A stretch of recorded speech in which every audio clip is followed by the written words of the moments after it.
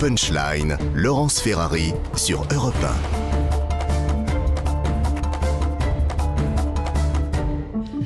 Et bienvenue, si vous nous rejoignez à l'instant sur Europe 1 et sur CNews, bienvenue à nos auditeurs qui viennent de nous rejoindre. On va débattre des sujets d'actualité avec Julien Drey. Bonsoir Julien Drey, fondateur du mouvement Réinventer. Je rappelle que vous avez quitté le Parti Socialiste pour créer ce mouvement.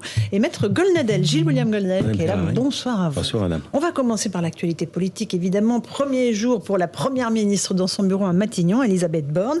On va retrouver sur place devant l'hôtel Matignon Gauthier Lebret et Florian Paume. Bonsoir à tous les deux. Quel a été le programme d'Elisabeth Borne aujourd'hui et surtout quand est-ce que l'on connaîtra son gouvernement, l'équipe qu'elle est en train de former, Gauthier? Eh bien, ce matin, Laurence, Elisabeth Borne a nommé d'abord le directeur de son cabinet, son nouveau directeur de cabinet, Aurélien Rousseau, ancien patron de l'ARS Île-de-France, qu'elle avait connu à la mairie de Paris quand elle travaillait avec Bertrand Delanoë. Puis elle est allée déjeuner avec Emmanuel Macron, évidemment, au menu des discussions, eh bien, la formation de ce nouveau gouvernement. Un gouvernement qui pourrait donc être formé et annoncé demain, mercredi, avec un premier conseil des ministres en fin de semaine, jeudi ou vendredi. Il faut être très prudent. Pendant 3 semaines, les journalistes ont annoncé que c'était le dernier conseil des ministres. Le maître des horloges, il n'y en a qu'un, il est du côté de l'Élysée. Mais parmi ceux qui pourraient rester, Gabriel Attal pourrait rester. Pareil pour Gérald Darmanin. À l'inverse, Jean-Yves Le Drian et Éric Dupond-Moretti, eux, devraient quitter définitivement le gouvernement. Et Elisabeth Borne, elle a enfilé dès ce matin son costume de chef de la majorité. Elle était ce matin avec les députés de la majorité présidentielle. Elle sera elle-même candidate dans le Calvados. Mais attention à une défaite, car l'usage, la coutume, veut que dans ces cas-là, on démissionne. Merci Gauthier Lebret et Florian Paume, sur place à Matignon. Julien Drey, on a beaucoup parlé le jeune Bonneteau pour savoir qui sera ministre. On aura le résultat d'ici peu, je pense demain ou après-demain. Mais sur le fait que c'est une femme de gauche. On a entendu beaucoup de cris du côté de la gauche. Comment ça, une femme de gauche, Elisabeth Borne? Jean-Luc Mélenchon dit elle est néolibérale. C'est pour vous, elle a travaillé avec Jack Lang, avec Lionel Jospin, une femme de gauche avec Ségolène Royal ou pas? Pour être honnête, je ne la connaissais pas. Je l'ai connue grâce à vous. C'est embêtant. Je l'ai connue grâce à vous, parce qu'elle était à nos côtés aux soirées électorales.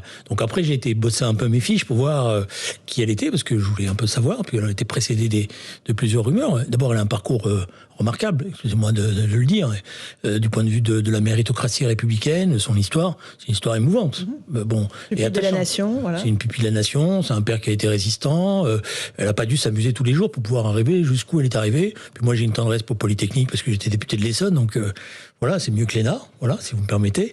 Alors après, elle a fréquenté, un certain nombre de responsables de gauche, et de ce que j'ai entendu dire par ceux qui l'ont fréquenté, ils m'ont dit c'est une femme qui a des convictions, qui se laisse pas faire. Elle a supporté Ségolène Royal, il fallait le faire. Si vous me permettez, je suis pas sûr que c'était aussi simple que ça pour elle. Donc moi, je jette pas d'a priori. Bon, elle participe d'un gouvernement avec Emmanuel Macron, qui va pas forcément être le gouvernement le plus à gauche du monde, comme dirait Jean-Luc Mélenchon. Mais voilà, moi je pense que avant d'attribuer des qualificatifs et de faire des procès, il faut laisser les gens faire leurs preuves. Maître Golnadel, je vous sens réticent à parler de la gauchitude d'Elisabeth Borne. Est-ce que c'est un non-sujet pour vous ou pas? Le fait d'être de gauche n'est pas forcément à mes yeux une qualité. Ni un défaut irrépressible, hein, mais voilà. Même le fait d'être une femme, si vous voulez, je sais bien qu'il n'y avait pas de femme depuis Madame Cresson. Mais d'annoncer à l'avance, vous voyez, qu'il faut que ça soit une femme, ça me gêne toujours un peu. Comme M. Biden, qui avait annoncé à l'avance qu'il nommerait comme porte-parole une femme noire. Mais alors, cela étant, elle, bien entendu... il y avait d'autres noms de femmes. Il y avait Catherine Vautrin qui avait été évoquée aussi. Oui, je sais bien. Alors à ce sujet, et franchement, je vous l'ai dit hier, je m'y connais moins en politique politicienne, sans acception péjorative, que mon contradicteur. Je ne vois pas pourquoi, a priori, c'est mieux de nommer une femme de gauche plutôt qu'une femme de droite.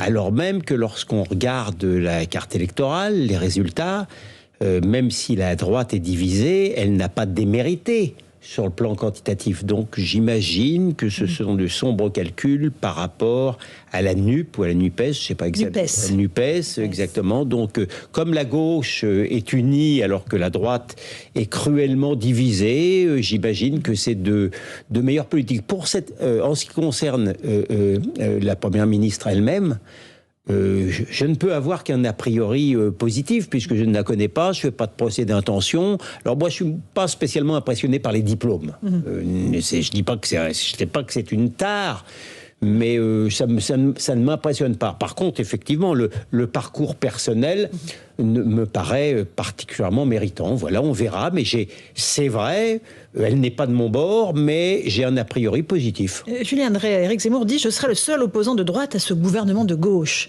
Est-ce que d'abord le gouvernement sera de gauche ou est-ce qu'il va falloir aller piocher à droite pour rééquilibrer justement ? Il s'occupe des gendarmes de Saint-Tropez. Ah, d'accord, oui, de son élection législative. Ça va pas être simple, parce qu'il faut concurrencer Louis de Funès, si vous me permettez. Écoutez, je ne sais pas s'il va être opposant. D'abord, il faudrait qu'il soit élu. Je suis pas sûr qu'il va être élu. Donc, il a des prétentions toujours très importantes au départ. C'est pas sûr qu'à l'arrivée, il soit au rendez-vous. Le problème, c'est que là, pour l'instant, on ne sait pas bien ce qui va se passer, mais il y a une chose quand même qui est importante, y compris dans le choix. Je n'ai jamais cru, si vous me permettez, à la nomination de Madame Vautrin. Pas une seule seconde, j'y ai cru. Je voyais bien le lobby qui se mettait en mouvement. Alors, élu de droite, qui a été à l'époque contre le mariage pour tous. Le lobby, y compris, ça c'est quelque chose que c'est bien faire l'équipe de Nicolas Sarkozy et de ses relais, pour pousser, pour montrer que c'est lui qui faisait, mais j'y ai jamais cru. Voilà. Par contre, quand j'ai vu ce nom sortir, j'ai pensé au regard de ce que j'ai entendu, puisque moi j'essaie toujours d'écouter ce que dit Emmanuel Macron, parce que à l'inverse de certains, quand il dit les choses, et en général il s'y tient, il veut réformer profondément l'administration française. Il pense que aujourd'hui, un des blocages du fonctionnement du système, c'est une des leçons qu'il a tirées d'ailleurs de l'affaire du Covid, ça a été cette administration qui répond plus, qui répond pas, qui est pas en phase avec la réalité. Et donc dans ces cas-là, le profil d'Elisabeth Borne colle parfaitement avec cette mission-là. Parce que c'est évidemment une question très importante. Elle la connaît dans ses moindres rouages. Elle a fait tous les échelons. Voilà. Donc, de ce point de vue-là, ça colle avec ce qu'il veut faire. Sur Éric Zemmour, Maître Golnadel, qui va être le premier opposant de droite, dit-il, à ce gouvernement de gauche. Alors, qu'il se considère comme un opposant intellectuel ou culturel, pourquoi pas ? C'est l'un des rares à droite qui est, à mon avis, imparfaitement, parce qu'il n'a pas mené la bataille culturelle contre l'extrême gauche, mais en dehors de ça, c'est le seul qui, à droite, ait mené une bataille culturelle, intellectuelle, intelligente et courageuse. Alors si c'est dans cette acception-là, j'en accepte volontiers l'augure. Maintenant, sur le plan strictement politique, on ne peut pas dire qu'il incarne une forme impressionnante. Celle qui a beaucoup mieux réussi que lui, c'est Marine Le Pen, mais elle, alors là, pour le coup, on ne peut pas dire qu'elle mène une bataille culturelle à droite très impressionnante. Je le dis sans acrimonie, elle ne m'inspire pas une acrimonie particulière, vous le savez bien, mais comme j'essaye d'être sincère, quand je vois qu'hier, Marine Le Pen, pour accueillir, si j'ose dire, la Première ministre, n'utilise que le registre social qui est à peu près le même que M. Mélenchon, il me semble qu'au niveau, encore une fois, de cette bataille culturelle, et même de Elle a dit saccage social, 5 ans de saccage social. Saccage social, elle aurait pu dire aussi... C'est le même champ lexical, c'est ça.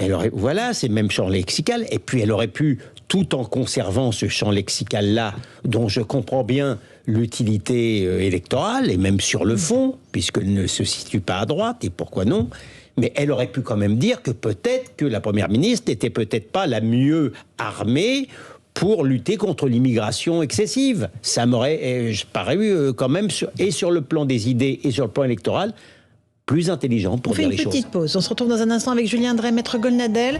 On continuera à parler de Jean-Luc Mélenchon et de l'état de la gauche.